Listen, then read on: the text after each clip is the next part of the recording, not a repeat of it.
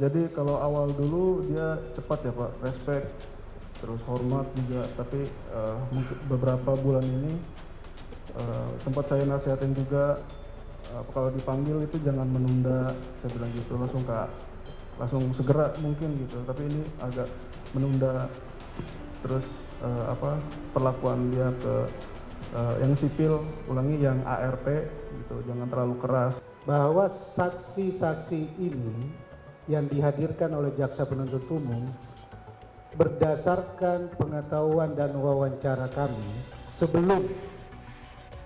sebelum perkara ini ada tersangkanya, saksi-saksi inilah semua yang menjelaskan perilaku Joshua yang mulia. Apakah saudara saksi tahu berapa sering saudara Joshua ini melakukan kegiatan malam semacam itu? Oke, ya ini kan sebenarnya yang masyarakat atau pemirsa belum pahamin. Jadi seolah-olah kalau nonton persidangan tuh kayaknya nggak kemana-mana gitu. kok ini kemana-mana ya, kok ini kayak nggak puas ya gitu kan ya Pak. Dan Iya. kemudian juga beberapa kali kalau kita nonton persidangan, saksi-saksi yang didatangkan dari kubu Verdi Sambo, ini sepertinya kompak memojokkan Joshua. Yang katanya berperi kebahagiaan ganda, yang attitude dia berubah. Memang ini sudah disetting atau memang bisa jadi seperti itu yang selama ini keluarga mungkin nggak tahu? Gini, kan pelaku itu dan orang-orang di sekitarnya gitu ya, orang-orang yang berpihak pada dia, itu kan kecenderungan akan membela diri gitu ya. Oke, iya, Nah, betul. pembelaan diri itu boleh gitu ya, boleh. Tetapi hukum hanya akan menilai pembelaan diri itu terjadi ketika dia akan melakukan gitu. Ya, ketika seseorang itu melakukan kejahatan, apakah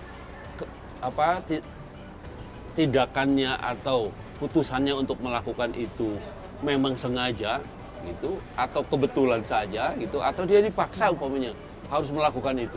Nah, itu yang akan mempengaruhi apakah seseorang itu dihukum berat, dihukum ringan atau bahkan lepas. Ada juga orang yang umpamanya melakukan tapi dia bisa lepas.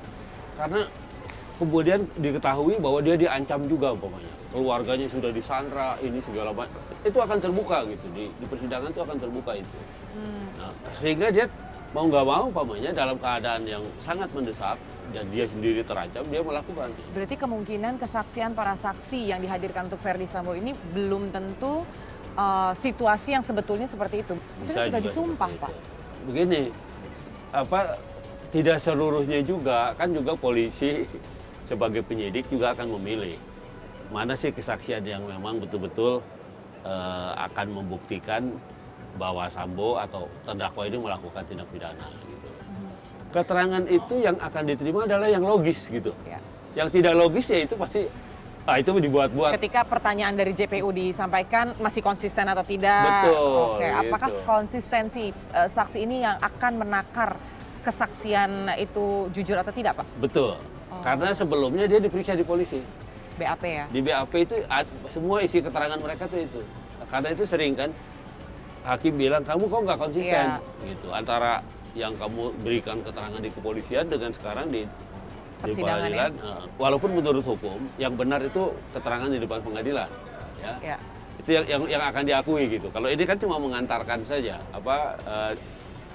BAP di kepolisian itu mengantarkan saja jadi dakwaan, kemudian itu dibuktikannya di pengadilan. Nah, jadi semua keterangan dari para pihak, saksi ataupun terdakwa yang benar itu yang dikemukakan di pengadilan. Tekanan itu ada ketika seorang saksi atau terdakwa berada di kursi itu ya, Pak? Betul. Dia menjadi tidak bebas, tetapi ketika di pengadilan itu relatif bebas kan. Artinya dia tidak ditakut, tidak ada suasana yang mencekam dia bebas sebenarnya dia untuk mengatakan apa. Itu satu. Yang kedua, bedanya yang paling mendasar adalah dia disumpah. Terus bagaimana menakar kesaksian ini selain dari pertanyaan yang bertubi-tubi ditanyakan apakah konsisten atau enggak?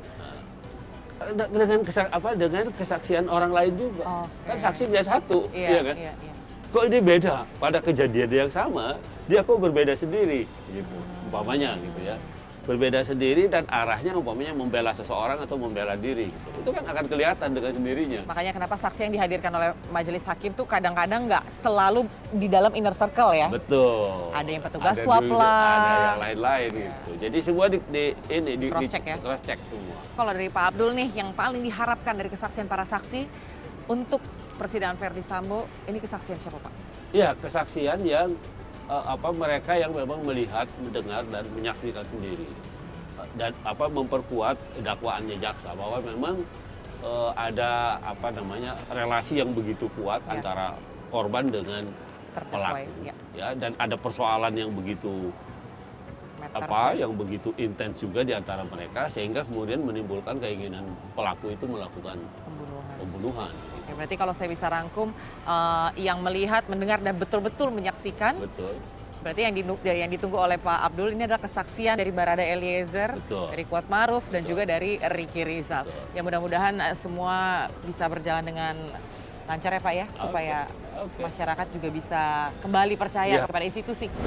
Dinamika keterangan saksi ini mungkin aja terjadi. Sehingga apa yang tertulis di BAP akhirnya tidak sama dengan apa yang disampaikan di persidangan. Entah apa yang terjadi di belakangnya. Tapi kebenaran cepat atau lambat pasti terkuak. Sama halnya pada saat pembunuhan Brigadir Yosua yang berusaha untuk ditutup-tutupi, namun akhirnya kejanggalan tak tertahankan muncul ke publik. Sama seperti pepatah yang mengatakan sepintar-pintarnya tupai melompat pasti akan jatuh juga. Saya Anggi Pasaribu, sampai jumpa.